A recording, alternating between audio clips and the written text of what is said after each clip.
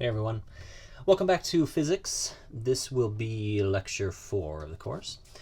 And in this section we're going to talk about, we're going to develop some common kinematic equations that'll be used in the case of constant acceleration. And we'll spend a fair amount of time developing those and then do an example.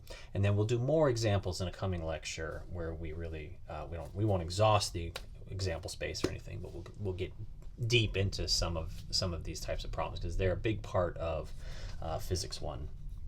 So let's go ahead and jump into it. We'll call this section 1.4, Motion and Constant Acceleration. Okay, so whenever acceleration is constant, there's going to be a series of generic kind of kinematics equations that we can use. And what we want to do is develop those now. So the following equations apply to constant acceleration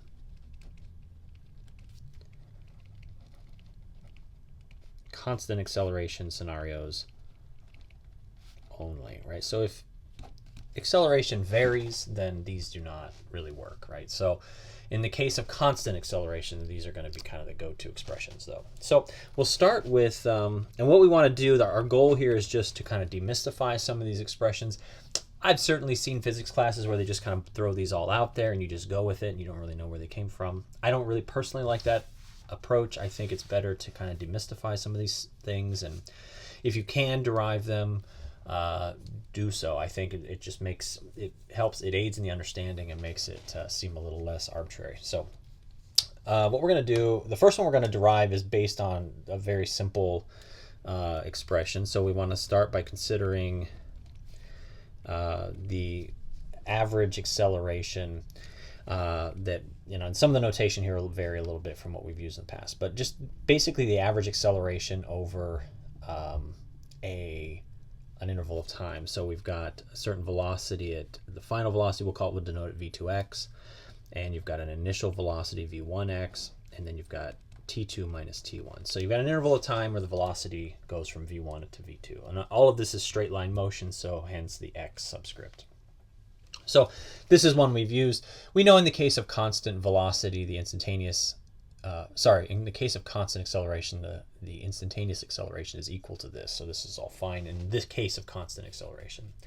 So then letting the initial time, t1, letting that equal 0, we can simplify this slightly and instead write a sub x equals v2x minus v1x over just t2. Okay. And so then we can multiply both sides by t2, and we have a sub x t2 equals v2x minus v1x. Okay, and then just rearranging this slightly, we have v2x equals v1x plus ax t2. Now, these subscripts that we're choosing to use make sense when you're doing the derivation, but once we get it to a final point, we want to kind of rewrite it a little more succinctly. So we could say this can be expressed more succinctly as v final, so your final velocity, is equal to your initial velocity, vi, plus your acceleration times the time, right? And so this is a really straightforward expression, and this will be the first one of the 3 we'll derive here. So basically, your final velocity is just equal to whatever your initial velocity was plus whatever your constant acceleration was times how long you accelerated. So if I'm going 10 meters per second and I accelerate at 5 meters per second squared for 3 seconds, I could just easily plug those quantities in here to determine what my velocity would be after the 3-second acceleration interval, right? And so that's the first of the 3 expressions. Okay, the second expression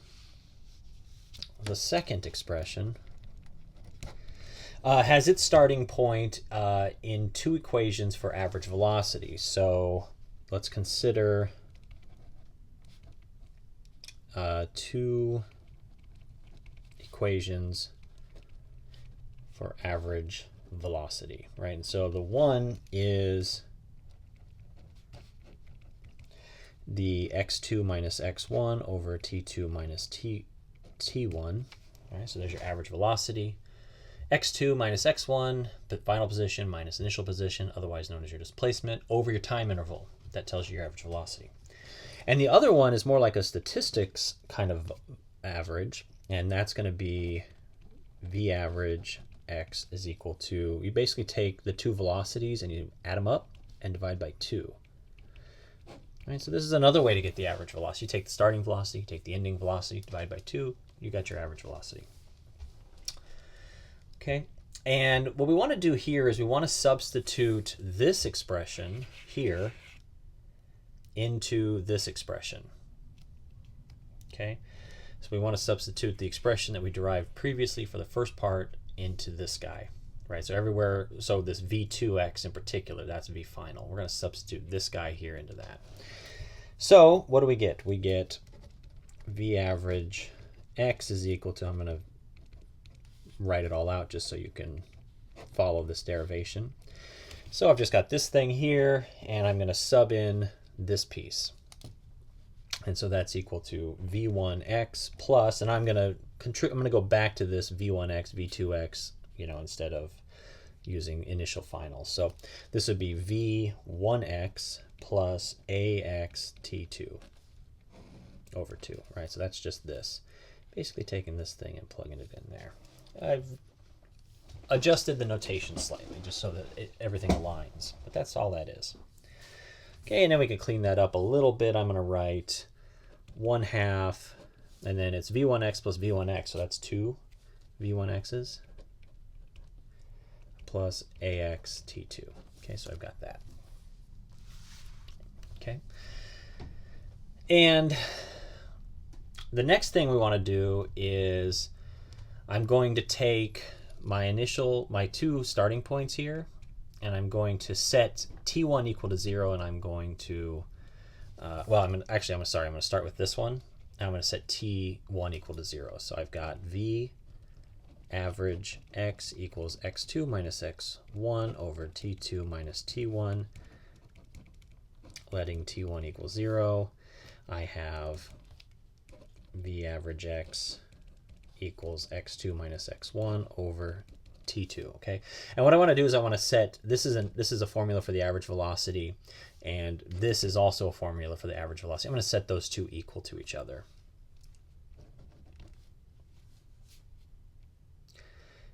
I'll call this 1 and I'll call this 2.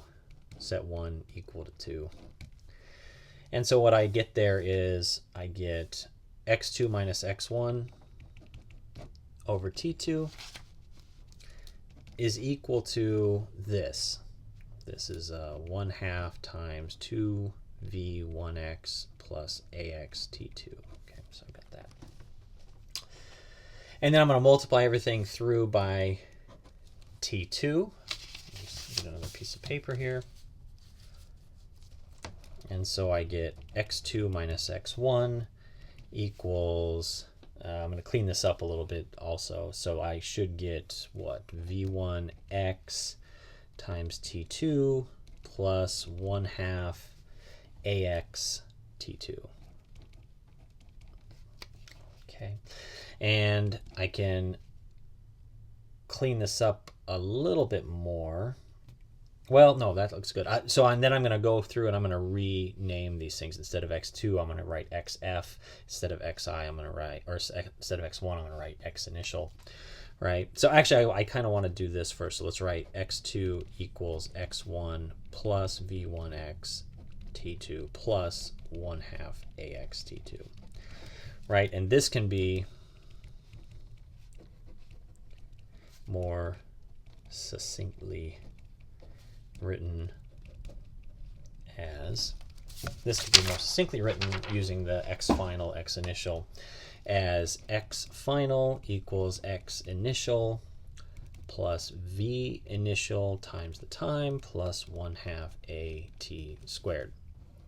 And this is our second big kinematics equation, All right, so this says this is an equation that tells you your position. If you know your initial position, your initial velocity, and you know how long you're going to be accelerating, then you can derive quickly using this expression what the final position is.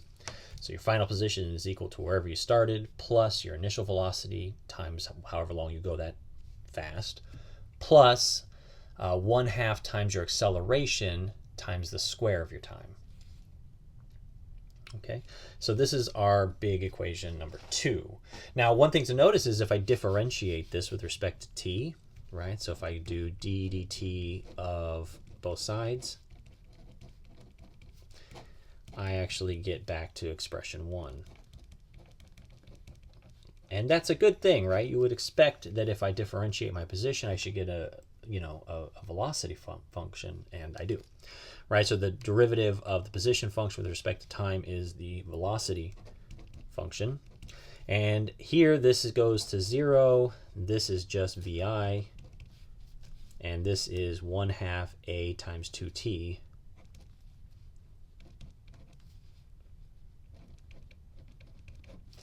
And so you get the initial velocity plus at.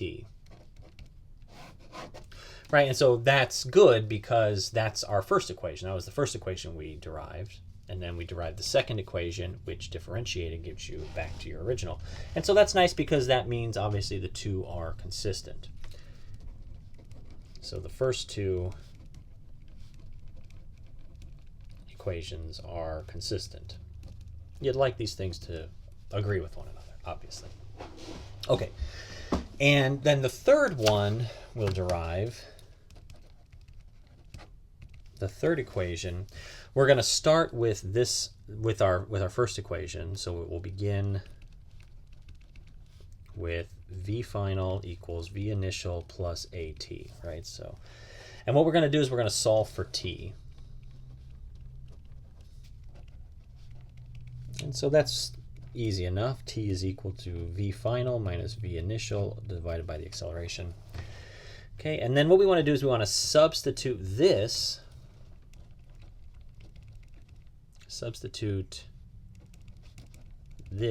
into our previous expression, so this one right up here. So we want to substitute that into, and I'll just write this out again for the benefit of the notes. xf equals xi plus vit plus 1/2 at squared. We want to sub it into that, right? So obviously here and here in particular. Right, so that means we've got x sub f is equal to x sub I plus vi, and then I'm going to put this in there, vf minus vi over a plus 1/2 a, and then the same thing, vf minus vi over a squared. Okay, and now it's just let's expand this and simplify. Right, so I'm going to multiply everything through by 2a just to get rid of the denominators. So I've got 2a x sub f equals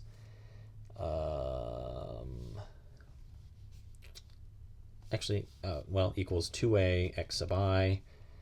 Actually, I'm going to do something first. Sorry about that. I'm going to bring the xi over here. So I'm going to do this kind of in one step. 2a, and then I'm going to go x sub f minus x sub I. Right, so I would have just brought that over before. Right, and then multiply everything through by 2a. And so then I get that's equal to 2 vi vf minus 2 vi squared plus vf squared minus 2 vi vf and then plus vi squared.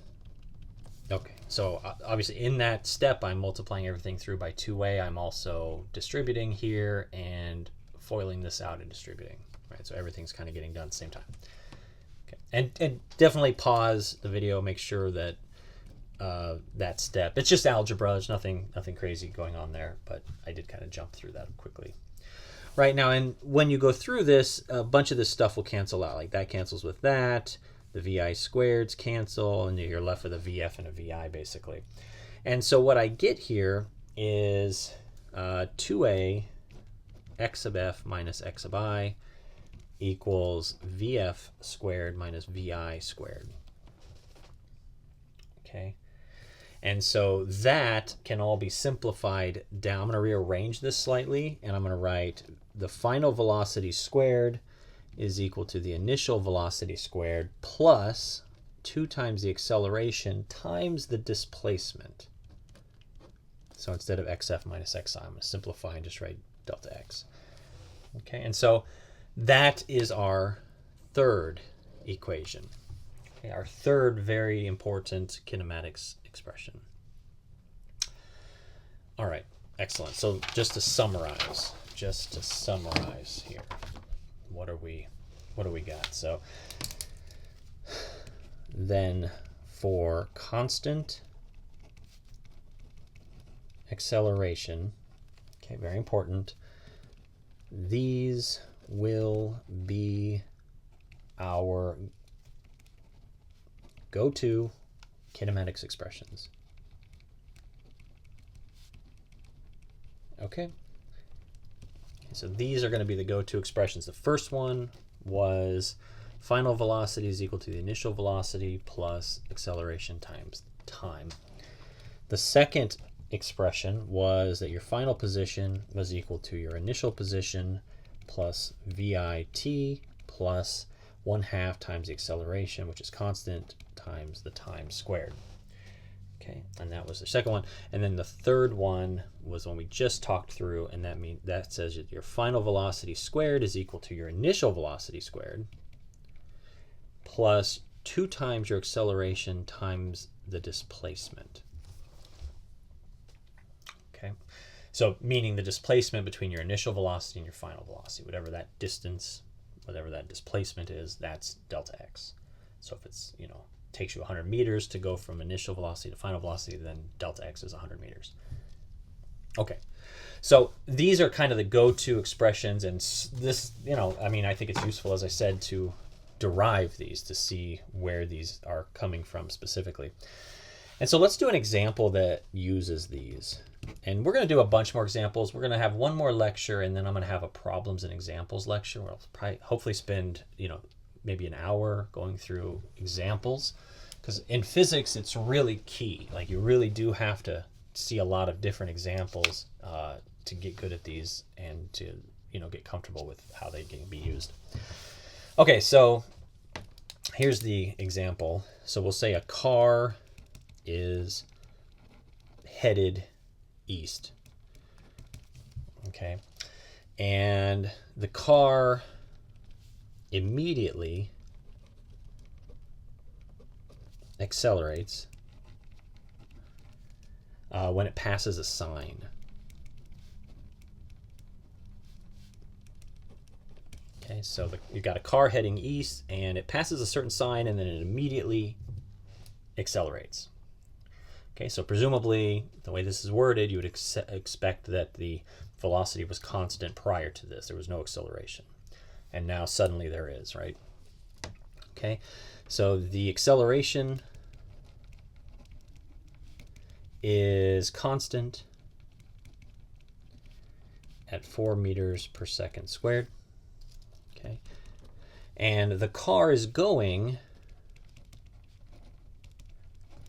15 meters per second when it is 5 meters east of the sign post. Okay, so it's just a sign. Okay, and so then there's two things that we're interested in being able to do here. First, we want to find the position. Find the position and velocity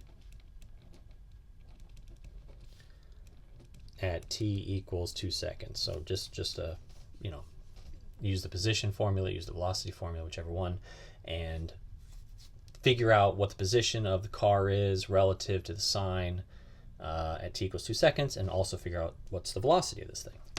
And then B, we want to know where is the car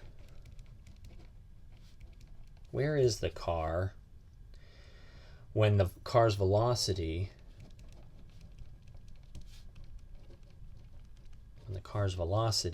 is 25 meters per second. Okay, so we're not asked where's the car's specific time. We just know that the car is accelerating at 4 meters per second squared, and we want to know, once it gets to the speed of 25 meters per second, where is it relative to the sign? Okay, so it's important just to kind of take this information and start with a drawing, and just, you know, kind of get the information down and figure out what your coordinates look like here. Okay, and so I'm going to make the sign equal to 0 on the x-axis, and so this is like the sign, right? And the car is driving east when it passes the sign, right? Okay, so it's heading this direction. And we're given a specific anchor point here, and we're told that once the car is 5 meters past the sign, so I'm going to call that x naught equals 5 meters. So once it's 5 meters past the sign, its velocity is 15 meters per second. All right, so we're just kind of told that. Now, once it's past the sign, there's an acceleration happening. So prior to this, we're not really interested, seemingly, right? So we're not interested in what's over here. But once we pass the sign, there's a constant acceleration. And it's in the direction of the velocity. And it is 4 meters per second squared. Okay, so we've got this little drawing here. We can reference this just to help us reason about this a little bit. Right, so at x naught, we're 5 meters out from the sign, and we're going 15 meters per second, and the acceleration is 4 meters per second squared. Now, presumably, sometime later, we'll be over here, and we could use this starting information, the fact that the velocity is given at that starting point and the acceleration is constant. We can use the kinematics expressions to figure out, you know, how fast is it going here? How long does it take for it to get here? What's the speed? How far am I into this? You know, how far along the x-axis am I when it hits a certain speed, etc. Lots of different variations can be thought of and calculated. Okay, so we're going to use this basic picture to complete the problem. Okay, so part A, remember, said. There are two parts really to part A. First one, we want to find the position. So find the position at t equals 2 seconds. Okay, and so remember, this t equals 0 seconds would be at x naught. Okay, and so 2 seconds would be 2 seconds past the starting position. This is the starting position. We're interested in the final position 2 seconds later. Okay, and so for this we can use this expression, xf, final position equals initial position plus initial velocity times time plus 1/2 the acceleration times time squared. Right? We know all of these things. We know this, we know that, we know the time, we know the acceleration. What we don't know is the final position, which is precisely what this expression tells us. And so in this case, x of f is equal to 5 meters. That's the initial position. What's the initial velocity? 15 meters per second. And t equals 2 seconds. So 2 seconds is the time. Plus 1/2. The acceleration is 4 meters per second squared. And we accelerate for 2 seconds. So don't forget to square that last one. Okay, so that's what the setup looks like for this expression. And then we just go through here and we can crunch these numbers. And so here we get 5 meters plus, what is this, 30 meters plus, now this is going to be 1/2 times 4 meters per second squared times 4 seconds squared. Right, so the seconds cancel and I get 5 meters plus 30 meters plus, this will be, seconds will cancel, it'll be 2 times 4 plus 8 meters. Okay, and so this whole thing is 43 meters. Right, so 2 seconds after, 2 seconds into the trip, or past the sign, we are 43 meters out from the sign. Okay. All right, now we can do the same. We want to find the velocity next. So find the velocity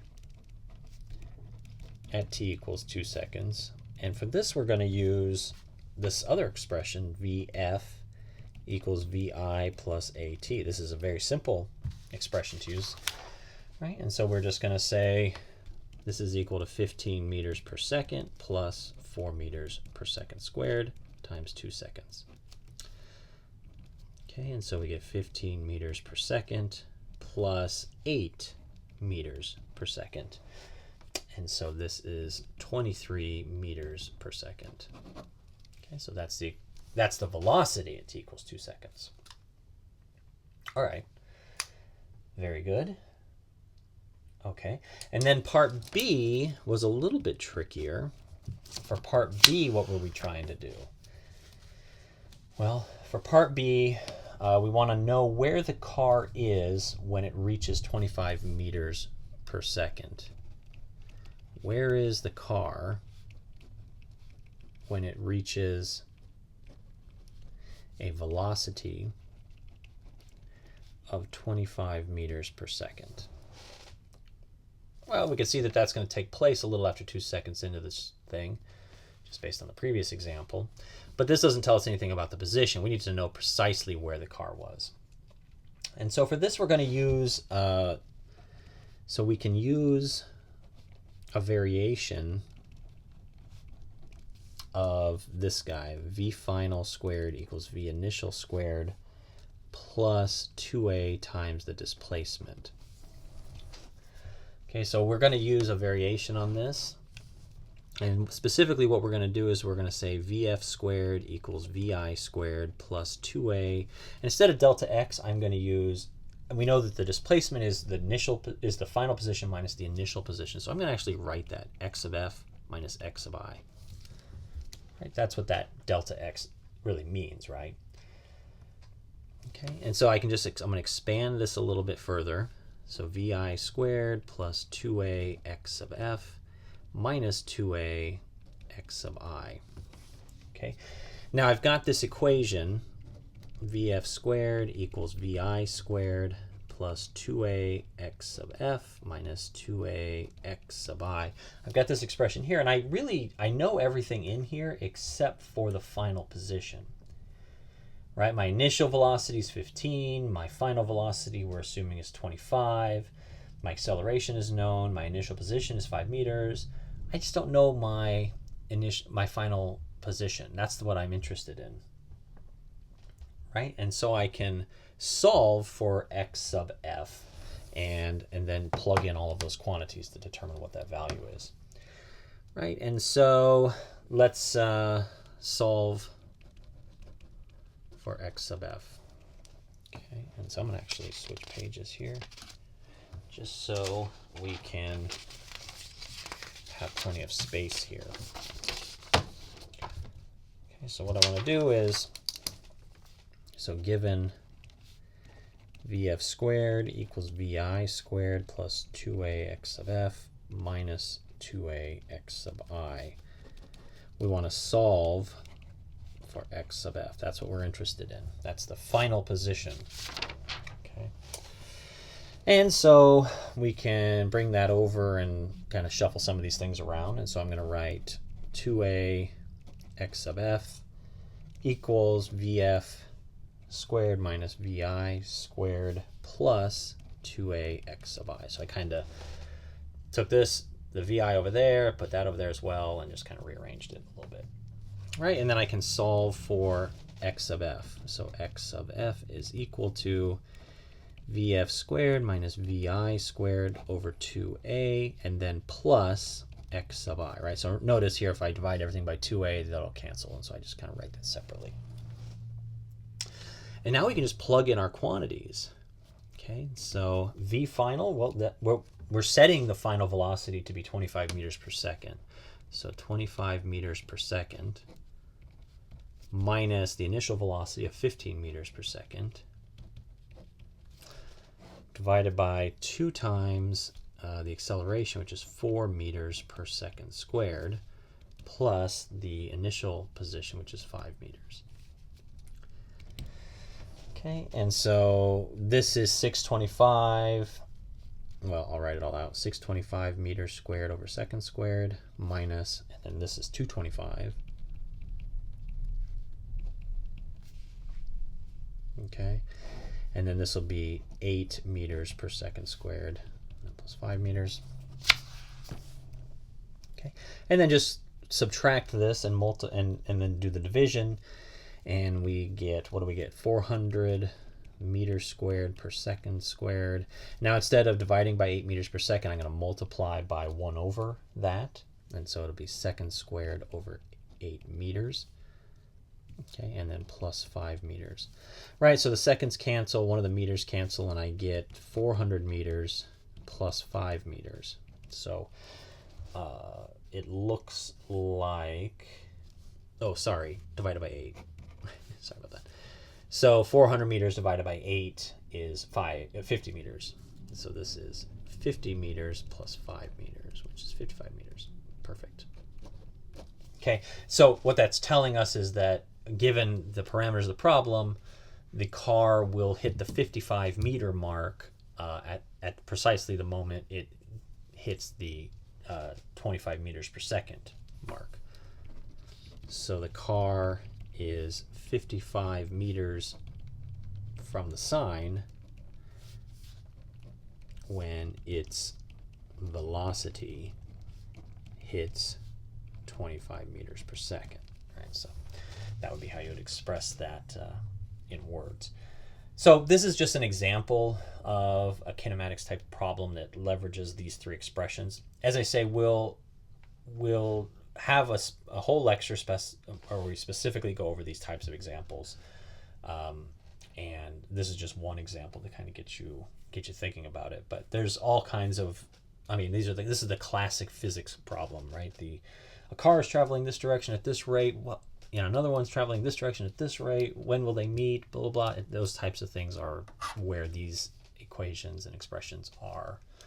They really hold their own there. So, all right, so we'll end it here, and then in the next lecture, we'll talk about velocity and position using integration. So we've talked about how velocity and acceleration can be derived through differentiation, and so the reverse is true as well, integration. So until then, take care.